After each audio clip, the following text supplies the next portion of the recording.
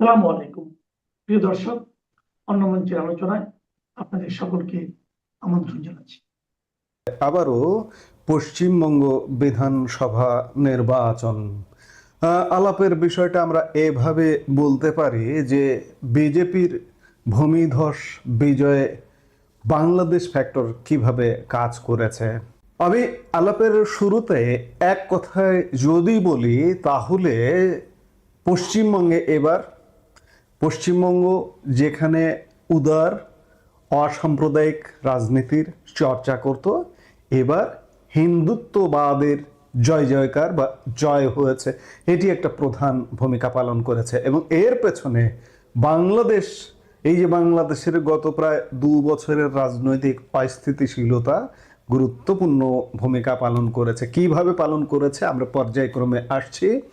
পশ্চিমবঙ্গের রাজনীতির ইতিহাসে 2026 এক অবিস্মরণীয় বছর হয়ে থাকবে, এতে কোনো সন্দেহ নাই।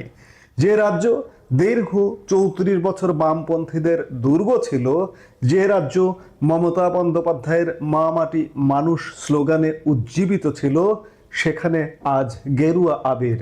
কিন্তু প্রশ্ন হলো, বামপন্থী ভাবধারার একটি রাজ্যে বিজেপির এই কালার রেভলিউশন বা ভোট বিপ্লব কিভাবে সম্ভব হলো? কেন কাজ করলো না মমতা বন্দ্যোপাধ্যায়ের জনকল্যাণমুখী প্রকল্পগুলো? রাজনৈতিক বিশ্লেষকরা বলছেন এই জয়ের কারিগর কেবল পশ্চিমবাংলার মানুষ নন, এর নেপথ্যে রয়েছে প্রতিবেশী রাষ্ট্র বাংলাদেশ। আজ আমরা বুঝতে চেষ্টা করব কিভাবে বাংলাদেশের পরিস্থিতি পশ্চিমবঙ্গের নির্বাচনী সমীকরণকে আমূল বদলে দিল।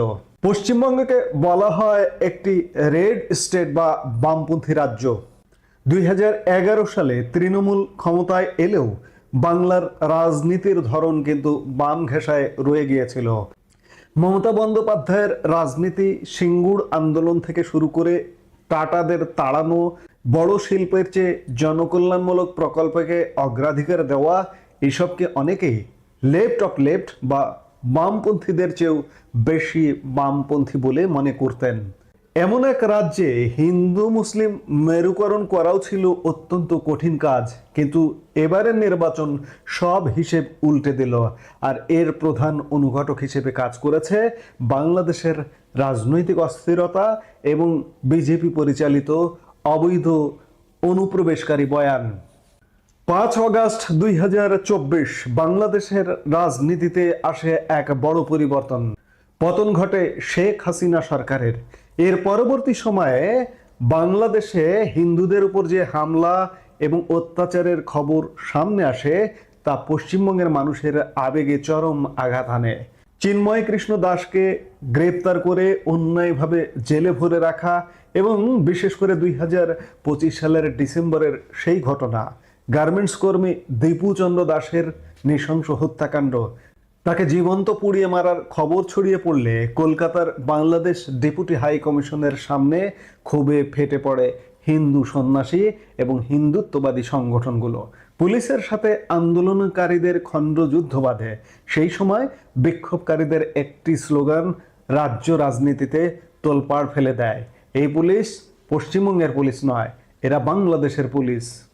গেরুয়া বসনধারী সন্ন্যাসীদের ওপর পুলিশের লাঠিচার্জের ঘটনাকে বিজেপি নেতা শুভেন্দু অধিকারীরা সাধারণ মানুষের কাছে মমতা সরকারের হিন্দু বিরোধী অবস্থান হিসেবে তুলে ধরতে সক্ষম হন। এই পরিস্থিতির পূর্ণ সুযোগ নেয় বিজেপি। বিরোধী দল নেতা শুভেন্দু অধিকারী সরাসরি অভিযোগ তোলেন যে মমতা বন্দ্যোপাধ্যায়ের মদদে ভোটার তালিকায় 1,25,00,000 অবৈধ অনুপ্রবেশকারীর নাম রয়েছে। বিজেপি প্রচারের মূল অস্ত্র হয়ে দাঁড়ায় একটি ভয় যে ওপার বাংলার হিন্দুরা বিপন্ন, আর এপার বাংলায় অবৈধভাবে ঢুকে মুসলিমরা জনবিন্যাস বদলে দিচ্ছে। শেখ হাসিনা শূন্য বাংলাদেশে হিন্দুদের নিরাপত্তাহীনতা এবং বর্ডারের ওপার থেকে অনুপ্রবেশের আশঙ্কায় মূলত বাংলার সেই পুরনো অসাম্প্রদায়িক রাজনীতির মোড়কটি ভেঙে চুরমার করে দেয়। হিন্দু মুসলিম বাইনারি বা মেরুকরণ হয়ে ওঠে ভোটের প্রধান ইস্যু। এবারের নির্বাচনের সবচেয়ে বড় চমক ছিল মতুয়া ভোট ব্যাংক। হরিচাঁদ ঠাকুরের অনুসারী এই নমশূদ্র সম্প্রদায় পশ্চিমবঙ্গের অনেকগুলো আসনের ভাগ্য নির্ধারণ করে।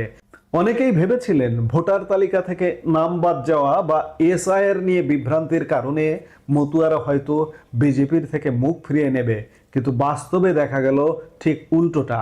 কেন মতুয়ারা সব ভুলে বিজেপিকেই বেছে নিল? কারণ বাংলাদেশে শেখ হাসিনা পরবর্তী হিংসা তাদের পূর্বপুরুষদের উপর হওয়া ধর্মীয় নির্যাতনের স্মৃতি মনে করিয়ে দিয়েছে। তারা নিজেদের কেবল একটি নিম্নবর্ণের গোষ্ঠী হিসেবে নয়, বরং নির্যাতিত হিন্দু উদ্বাস্তু হিসেবে দেখতে শুরু করেছে। এমনকি যাদের নাম ভোটার তালিকা থেকে বাদ যাওয়ার আশঙ্কা ছিল, তারাও এই আশায় বিজেপিকে ভোট দিয়েছে যে একটি হিন্দুত্ববাদী দলই কেবল তাদের নাগরিকত্ব এবং স্থায়ী ঠিকানার নিরাপত্তা দিতে পারে। মতুয়া সম্প্রদায় সম্পর্কে বলতে হয় যে মতুয়া সম্প্রদায়ের শেকড় হলো বাংলাদেশের গোপালগঞ্জ জেলার কাশিয়ানী উপজেলার ওড়াকান্দিতে। বলা যায় এই ওড়াকান্দির হরিচাঁদ ঠাকুরের অনুসারীরাই আজকে বাংলাদেশ এবং পশ্চিমবঙ্গে ছড়িয়ে ছিটিয়ে আছে।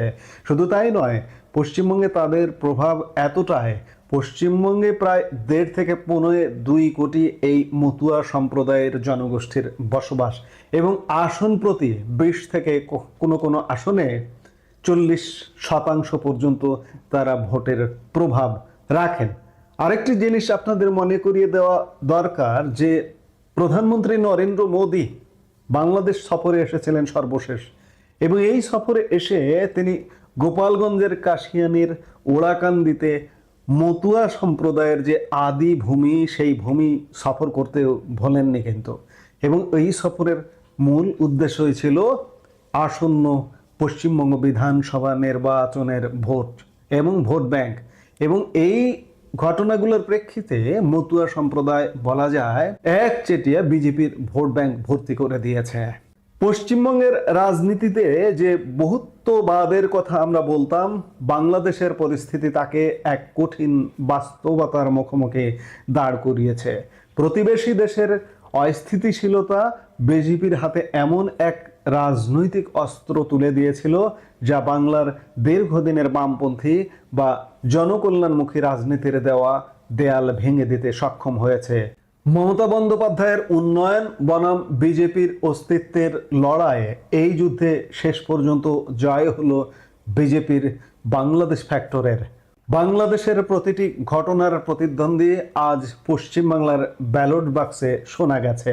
পশ্চিমবঙ্গের এই নতুন রাজনৈতিক মোড় আগামীর ভারতকে কোন পথে নিয়ে যায় সেটাই এখন দেখার বিষয়।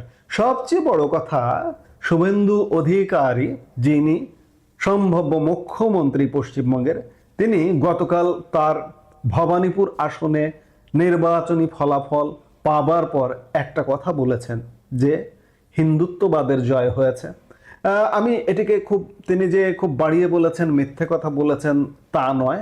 হিন্দুদের মধ্যে যে একটা বিভেদ ছিল, যে মমতা বন্দ্যোপাধ্যায় কিংবা বামফ্রন্টে ভোট কিংবা অন্যান্য শিবিরে যে ভোট, সেই বিভেদগুলা অনেকটা উবে গেছে।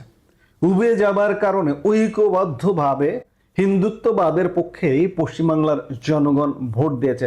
সার্বিকভাবে মোদ্দা কথা যদি বলি, যে বাংলাদেশে যে হিন্দু নির্যাতন, হিন্দুদের ওপর যে অত্যাচার, এর একটা বড় ধরনের প্রভাব পড়েছে পশ্চিমবঙ্গের বিধানসভা নির্বাচনে হিন্দুদের ঐক্যের জন্য।